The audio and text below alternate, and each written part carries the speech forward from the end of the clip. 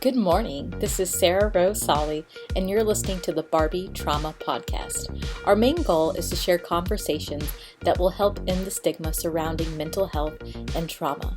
Each episode, I aim to share what I've learned on my own healing journey, and also through starting a nonprofit that serves survivors of physical and sexual violence. Though some of these topics may be heavy, we vow to approach this conversation differently and more authentically than you've ever heard it before. We're here to advocate for women, education, and mental health, while also embracing the art of comedy and powerful healing vibrations of laughter. In other words, we try to not take ourselves too seriously. Today, we have a very special guest who also happens to be a good friend of mine. You've seen him around Grapevine and Colleyville, always on the go, as usual. So let's welcome Jason Allen, the owner of the Allen Insurance Agency. Oh, thank you, Sarah. Thank you for having me. Yes, thank you, Jason, for being here today. We appreciate it. Oh, well, I appreciate you having me on today. A little reciprocity, as they say. Yes, just last week or the week before, I was on Jason's podcast. That's right. And Jason, if you could humor us just for a minute and tell us, what is your Barbie name and your Barbie identity? Well, you kind of brought it up. It's the agent on the go Barbie. I'm Barbie that's all around town, meeting people, trying to help out the community as much as possible. So that would be my Barbie avatar. I love it. It's so appropriate for you. Like you said, it's your tagline on all your social media, and now it's the name of your podcast as well. Yes, it is. So everyone be sure to check out Agent on the Go podcast. So Jason is not only a well-known respected entrepreneur, but he's also a big supporter and sponsor of the Usual Art Specs, which, as many of you know, is a nonprofit here in Grapevine that helps abused women. So Jason, I just wanted to give you a shout out for that and a huge thank you for always being so supportive. We really appreciate it. Oh, well, it's my pleasure. We always like to give back. A lot of us think that insurance agents are kind of the devil, but one of the main reasons why I wanted to get into this business 4 years ago was so that I could give back to the community. So you have a wonderful cause, and I'm right there with you. So I wanted to make sure that you guys are supported and that we could help you out in any way that we could. Thank you so much. And you and I actually met through our local Chamber of Commerce, and we really got to know each other more through the Leadership Grapevine program. That's right. Best class ever. Biggest and best class yes. ever. Although the new class has beaten us on the biggest. They won't be the best, but they are now the biggest. But how many will actually finish the program? That is a fair question. We'll have to wait and see. Right. So in your words, could you tell our listeners what exactly is Leadership Grapevine? Okay, so Leadership Grapevine is a fantastic program that the Chamber puts on every year, where basically you kind of see the intricacies and the inner workings of Grapevine. So each month there's a day, it's an all-day affair, so it's from 8 to 5 or 9 to 5, and you're going to go around to different locations in the city. You're going to go to City Hall, you're going to go visit the police department, the fire department, because it takes a lot to run a city the size of Grapevine. It doesn't seem that big. It seems very much like the town I grew up in. I grew up in a town of 8,000 people. Well, Grapevine has 55,000 people. And even though it's small in land, it's a huge operation between the hotels and the transportation and the sanitation department and City Hall and the Visitors Bureau. So you kind of get the inner workings of how this all works, on top of learning about how to lead, whether it's in your life with your family, with your profession, in your career. So there's a lot of different aspects that you can take from it to kind of help you out and grow yourself as an individual. You totally nailed that. That's an amazing explanation. Immediately when I joined the chamber, there was so much talk about this program. People would say leadership this or leadership that. Yes. And at first I was like, are they talking about a youth program? Is this a church program? It really wasn't clear to me. And to be completely honest, even once I signed up for it, I wasn't totally sure what I had actually committed to. I didn't even realize that it had been going on that long. I thought it was still fairly new. Like, I've only been a chamber member for 2 years, and I thought this was something that's only been going on for 3 or 4 years. It's been like 20 years. Like, they have classes from like 2002. So it's insane. I completely agree. I was shocked too. I thought it must be this new program because I've never heard of it. And it's kind of like a mystery until you actually go through it and complete it, you don't really know what to expect. But I really feel like you just did a better explanation than all the people I've seen talk about it on panels or the way they talk about it at the chamber. It's like it's this exclusive society, and if you know, you know. But Yes, until exactly. you go through it, you don't Yeah. know because it's a little vague. It's not a little vague, it's a lot vague. And I think they do that on purpose. So, There's definitely a strategy to it, and I get that they kind of want there to be an element of surprise, and it definitely yes, works in their favor for absolutely. sure. But no one did tell me that there was going to be homework. Every class we had homework. Yes, No, the talk was, oh, it's such a great experience. You'll meet so many new people, but nobody mentioned the homework in the presentations. they did not. And you went all out for your presentation. Could you tell us a little bit about that? Because I may or may not have some photos that I'm pretty sure you have some photos because we've all seen them. I am a believer if you're going to do something, you go all out and do it 110%. So for the homework section that we just talked about, we have to do a presentation on chapters of a book, the 21 definitive properties of leadership. I think if I remember the name correctly. But in my section, in our presentation, we didn't want to just do a regular kind of book report. We wanted to make it fun and a little bit interactive. So we did a little skit. And in the skit, I ended up wearing a grass skirt and a coconut bra in front of everybody in the class and a lot of police officers because that was it when we were visiting the police department that day. And several police officers decided to take my photo in the hallway before the presentation. So I think my photo is floating around downtown at the police department as we speak. I hope it's framed on the wall at the I, police I, department. it probably will be. Oh, we should start calling you Hawaii Barbie. Sure, I can go for that too.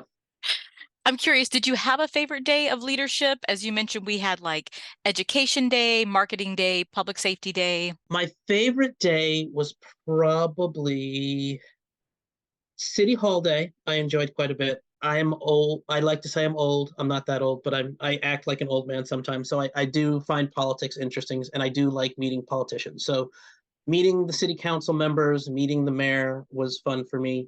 I also did really enjoy fire department and the police department day, mainly because I have a lot of family members that are firemen and police officers. My uncle was a police officer in my hometown for 35 years, and I have two nieces and a cousin who are both full-time firefighters in New York right now. So I'm always interested in doing that things. They tried to make me do that at one point when I was in high school, and I said firmly no chance. But that was the most. Those were the probably the two most interesting days for me. Those were fun days. So Yeah. you didn't want to fight crime or fight fire like the rest of your family? I have no problem fighting fire. I just don't want to go into a fire. Like those people, they're nuts. Like running into a burning building, is amazing, but also like you have to have a couple screws loose. And yeah, I just never really had a desire to be a police officer. Well, I cannot blame you there. Probably for me, my favorite day, do you want to guess which one do you think was my favorite day? Oh man, I don't know. It's it's probably an unpopular opinion. There were no unpopular days. Okay, now you have to tell which was your favorite because I can't think of a day that would be an unpopular one. It was actually the first day, orientation. Okay, I mean I can understand that. We were stuck in a room for 7 hours and we had a very difficult task that we had to do, which was very difficult, especially if you were around number 20 through 37. It was. Now, I know we didn't go anywhere. We didn't see anything special. We didn't go eat at a restaurant like the other days. Like you said, we just stayed in one room. But we did all those team building exercises and Yes. we played games, and you really just got to know your classmates and what everybody does and what their place is in the city. And they had us presenting in front of strangers by 9 a.m., just threw Yes. us into the water. But it worked. And the memorization game that we played, where we had to Yeah. the Oh, I island remember. game, we all had to bring I an know. item. I don't remember what yours was. Really? I feel like I was doing this the whole time so everyone would remember.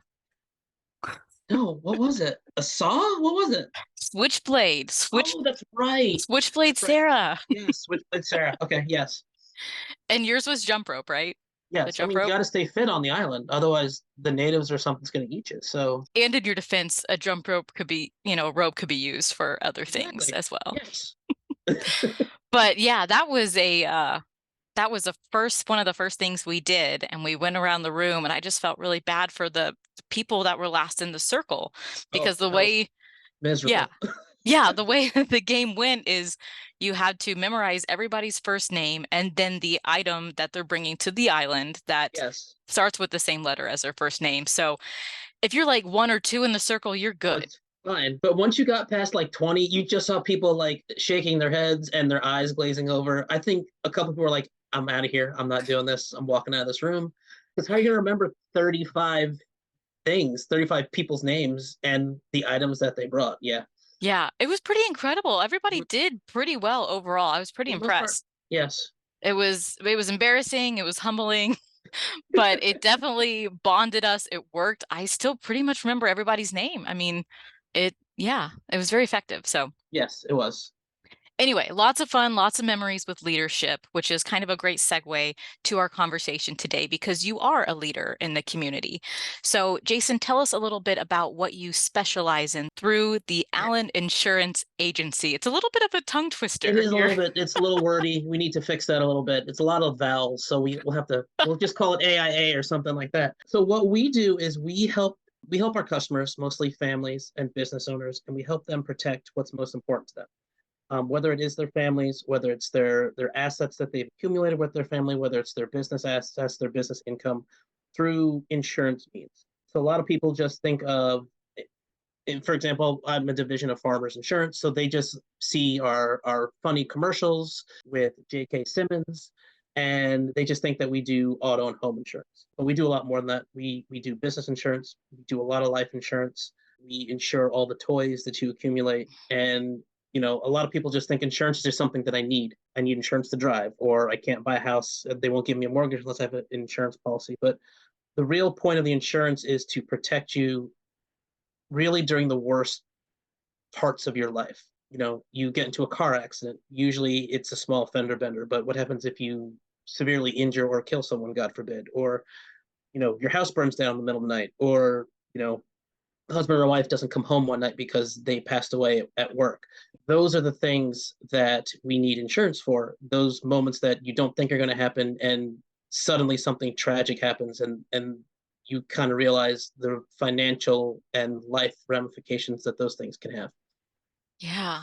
I mean, it's so important to work with someone you trust when dealing with, like you said, kind of these heavy situations, your financials, your property, everything that means something to you, your family members. And you mentioned that you don't really see a lot of trauma firsthand in your position, thankfully, but it is a possibility. Can you tell us, like, I guess you kind of went over a little bit about what those possibilities Yeah, are? well, I mean, one of my biggest fears is, so in my agency we sell a good amount of life insurance. I would like to sell more because I think it's the most important policy that we offer, because you're really changing lives with it. So my biggest fear is that I don't get to all my customers and get them life insurance, because I don't want to get a phone call or have someone come in my office and say, "Hey, my husband or my wife passed away. What life insurance policy do they have with you?" And I'm have to tell them, "I'm sorry, we don't have a policy for them." That's probably my biggest fear, and that's the biggest trauma that we would experience in my office, is one of our customers passing away, and hopefully they have a policy, and then we can help out their family that way. We can, the point of having life insurance is to give a family options instead of having options put upon them. So if you don't have life insurance, for example, your family might have to sell their home that you work so hard for, and they might have to get an apartment, and the kids might not be able to go to college, or if it's a stay-at-home mom, she might have to go back to work, but then those kids have to go to daycare. So it's not, a lot of people just look at it as it's too expensive, or, oh, we don't have to worry about that, we have it through work. But there's always a need for some kind of life insurance. Like I said, whether it's to replace an income of a family member that died, sometimes you just need life insurance because you actually make too much money and you can't put enough in an IRA for retirement. You're capped on the amount that you can put in every year. Life insurance is a great vehicle to do something with that money, to help out your family at the time you die, but also to build cash value for retirement. So there's lots of uses for it, but a lot of people don't realize the value of it, and that's the main trauma that I might potentially see. Luckily, I've been doing this for 4 years and I have not had one of those phone calls, or I have not had to give a check to a family, but it's down the road and it's going to happen eventually. Yeah, because if they don't have that policy, you aren't able to help them, Yeah, right? there's And you're nothing I not can do. able to give them any options. Yeah. No. I appreciate you sharing that and kind of shining some light on all of the reasons of why it is Mhm. so important. Yep. So what is it like being an entrepreneur through your agency while having the benefits of working for a bigger company like Farmers? So I've been in sales for almost 17 years. I worked for a couple of large multinational companies when I first got out of college. And then for 8 years, I led a sales team for a small chemical company. It was a great job. It was a family company, but I kind of got burnt out of corporate America. It wasn't quite everything I wanted it to be. And my kids were getting older, and I wanted to do all these things. I wanted to be able to go on vacation when they were out of school, and I wanted to be able to stay at home if one of them got sick or things like that. So when I looked at my options, it was either going to be real estate or insurance. And I liked insurance because I can help people, but I can continuously help people. Where with real estate, I sell someone a house and I probably will never sell them another house, maybe one in that lifetime. And so I had all these options. Do I be a captive agent and work for someone like Farmers, or do I become an independent? I chose the captive route and Farmers because I didn't know what I didn't know what I was doing when I first did it. And so it gave me the training and the tools to be successful. But also, they basically said, you do what you want within certain parameters. So I can make my own schedule. I can hire who I want. I can fire who I want, which sometimes is kind of important. I can come up with my own process and do things and market myself the way I want to. So it's great where I own my own business. I own my own book. So if I ever want to sell it, I can sell it. If I want to pass it down to my kids, if they want to take over, they can take over. But I have the backing of a company that's been in business for 98 years. It's one of the leading insurance companies in the country, and someone in a company that I really believe in because we pay when we're supposed to. We help people as we're supposed to. Sometimes, in my opinion, when we probably shouldn't, which cost us, which might be costing us now. But it's kind of the best of both worlds, where I work for myself, but I have the backing of someone behind me that I can go to for answers or go to if I have questions and things like That's exactly what I was thinking when you're talking. I'm like, that sounds like the best of both worlds. that. After starting your own business, would you ever consider working for someone else again? Only if I absolutely had to. Um, That's I, fair. I've I've realized that I play well in the sandbox. I can get along with almost everybody, but I don't want to have to necessarily report to someone. I already have three people and two dogs at home that I have to report to every day. I don't need any more. So if this insurance thing doesn't work, but I've made it 4 years, so if you make it through the first three, you're pretty much home free. You'll probably be okay. I don't see myself working for anyone ever again. Hopefully. That's exactly how I feel. I'm like, oh, this nonprofit thing better work Yeah, out because it I better can't work. I mean, if I have to, I'll go and work for someone else. But preferably, no. I do not. I will not go back to working separately. completely understand. So, who is Jason outside of the office? Where do you spend your time on the weekends? What are your hobbies? Tell us a little bit about your family. So I have two. I've been married for 15 years. We have two kids. We have Emma, who's 12, and Asher, who's 9. And they take up most of our time. We are very involved with the PTA for both their schools. So my wife is on both PTA boards for the middle school and the elementary school that our kids go to. So she's always in meetings with them, always doing events. I am always contributing to those events, whether it's through the company or with my time picking up supplies, delivering supplies, running booths, things like that. Our kids are also very active in the band.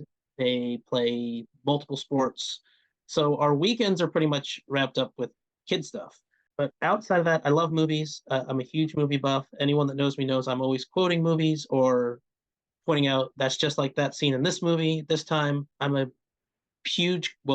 a huge golfer, but with the kids, not so much anymore. But I am very much into golf and will try to play at every opportunity given. So, as soon as you mentioned the PTA, I suddenly remembered where we met for the very first time at the chamber.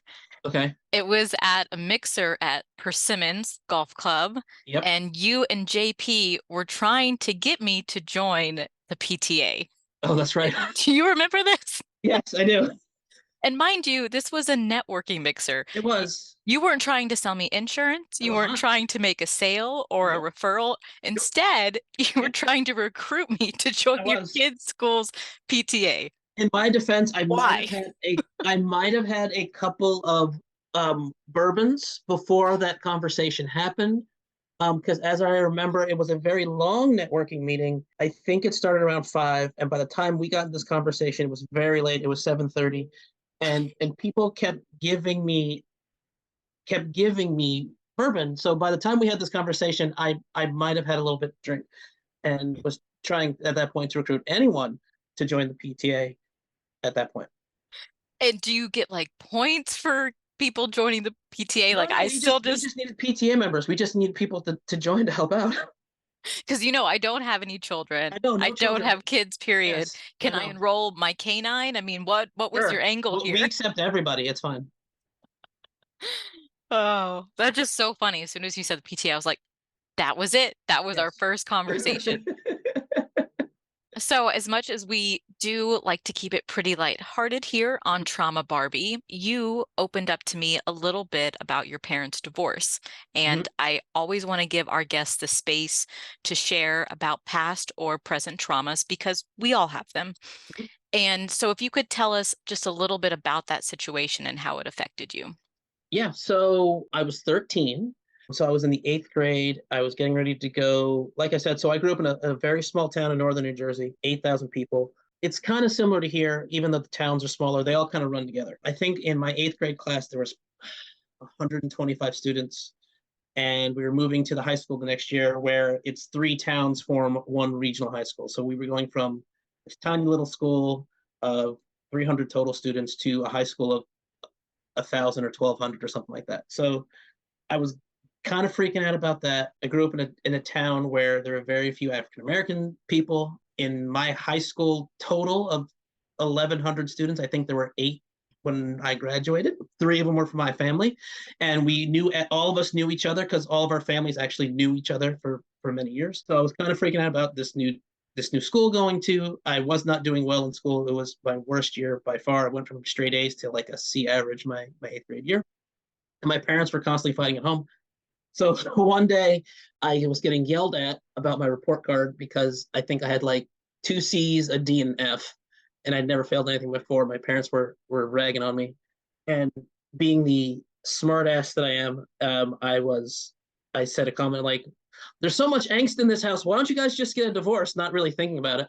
And then it was like someone like had scratched the record player off, and everyone just kind of stood and stared at each other. And I was like, what's going on?" And they're like, "Well, we're getting a divorce," which proceeded to following. I ended up hanging out by myself in our basement in my house for like a week and a half of doing nothing but listening to Michael Jackson records that my parents had in the basement for like a week and a half. I didn't talk to anyone. We lived around the corner from school, so I would walk to school every day. I wouldn't talk in class. I wouldn't do anything, and then I would walk home and just sit in the basement. I quit sports for like 2 or 3 months. I didn't want to go anywhere. I didn't want to do anything. I didn't want to see anyone. But then my grandparents, who lived on the other side of town, they kind of helped bring me out of my cocoon a little bit. I had some good friends that finally got me out of my cocoon, and I had a coach for baseball who I loved, who forced me back on the team. He's like, "This isn't good for you. You need an outlet." So he put me back on the baseball team. So yeah, so that was probably the most traumatic thing that has ever happened to me. It was just kind of a weird time because when you're 13, you're going through all these changes. And that was the last change that I needed at that point. So Yeah, that is a lot on your plate at one time, yes. especially for someone that young to be holding on to all that Yeah. at once. So I really want to thank you for being vulnerable enough to share that because somewhere someone out there is listening and can absolutely relate to that and your story. And it helps end the stigma surrounding trauma and shame and guilt. Like you mentioned, you kind of felt like it was your fault. So Mhm. it really does help, I think, to share our stories and let others know that they aren't alone when it comes to dealing with these difficult situations and the challenging emotions that stem from them. So, Absolutely. so thank you again for sharing that. And I'm glad that you had a good support system during that time with your friends and your grandparents, because that makes a huge difference. Yep. Absolutely. So switching gears here just a little, if you could have one superpower, what would that superpower be? I think I wrote the ability to read people's minds. That way, A, would help me definitely in business, if I could read people's minds, but also just because a lot of times you don't know how people truly feel about a subject, whether it's you or something else. People are one way in public and another way in private, and I just wish it would be easier just to kind of cut through all of that stuff and make it as easy as possible. So that's probably what I would choose. I can definitely see it through the business perspective that it Mhm. could be beneficial. The rest of me is like, really? You really want to know what people I are do. thinking? I'm totally interested in that sort of stuff. Absolutely. You're very brave. I I don't am. I don't think I could handle it. I don't even want to I don't even want to know what's on people's minds when they put it on Facebook half the time. Like I can't imagine what's on what's the unfiltered stuff. And I think just I want all the unfilteredness. oh, That's what I want. well, you're very brave. And lastly, I save the most important question for the end. Jason, how are you handling the news about Britney Spears' divorce? Oh, this is a tough moment. So I am of an age when Britney first came on the scene. I think I was 16. Remember very distinctly when Hit Me Baby One More Time came out. I think I was a sophomore in high school, maybe a junior, and all of us, all the guys in the locker room were like, "Who is this?" And then in college, when she did the Super Bowl halftime show, we were like, "Oh my god!" And everyone's like, "She's perfect. Need to meet her. Totally marry her." And she's kind of a train wreck. And I think a lot of it is just it's family. I think she's one of those kids that was kind of pushed into doing this. I don't know if she actually ever really loved it, but she did it because she felt she had to. Her family pushed into it so that they could make money. And it's just kind of spiraled. She's never gotten the help that she needs. I think people just have continually just kind of leached off of her. And now this is kind of where we are with her. It's really kind of sad. So you believe that she's still alive and the marriage was real and the divorce is real? I think it's all yes. So you're one of those. Am I incorrect in that assumption? There's just so many conspiracy theories going on out There's there. conspiracy theory about everything, but yes, I can see that. There's some pretty, I'm not going to go down the whole rabbit hole with this, but I can make like a whole podcast just on that. But there's some really convincing arguments I that think you should. she's, I think you need one episode where you just sit down, like in a dark room with just the light over you, and just talk about the conspiracy theories of Britney Spears. Is she alive? Is she not? Is she real? Is it an imposter? All that. That should be like a special episode. so I did make a video about it, and it kind of was part of the foundation of wanting to build a podcast because one thing I do want to talk about again with the name Trauma Barbie, saw the Barbie movie, was really inspired by that on a lot of different levels and wanted to incorporate trauma but also pop culture because we see it around us all the time. These celebrities are real people Yes. and unless they've been replaced by AI like Britney. Okay. So Yes. it Absolutely. just no, but there's some very convincing stuff out there. It's fascinating, but at the end of the day, there was that whole Free Britney movement, and now there's a Yes. whole Where is Britney movement. You're younger than I am. I'm not up with this sort. I'm an old man. I don't keep up with this sort of stuff. I actually am a bigger fan of hers now than I was Okay. growing up because I was more of like a tomboy and into, if anything I was into in the 90s, it was going to be like the boy bands and Backstreet Mm, Boys and stuff, not really so much Britney Spears or Christina okay. Aguilera. That's fair. But now, yeah, she's a totally a victim of trauma. We just Yes. don't know how far that it extends and if it's still happening or, is there something even bigger going on that we don't Absolutely. know about. Yes. Well, anyway, well, Jason, our time is about coming to an end, and I just want to thank you again for being here and make sure everyone goes and checks out his podcast as well, Agent on the Go. Well, thank you so much for having me. This was a lot of fun. I really appreciate it. Yes. Thanks, Jason. This podcast is something that we do for fun. It is not directly associated to my day job, which is founder and executive director of the nonprofit The Usual Art Specs. However, if you would like to donate to our nonprofit, all funds go directly towards providing art therapy and other resources for female survivors of sexual trauma and domestic violence. We greatly appreciate your consideration and support. To donate, please go to www.theusualartspecs.com. You can also find us on Facebook as The Usual Art Specs and Instagram as The Usual Art Specs DFW. Our podcast also has its own Instagram account. To stay up to date on new episodes, follow us at Trauma Barbie Podcast. Bye, Barbie.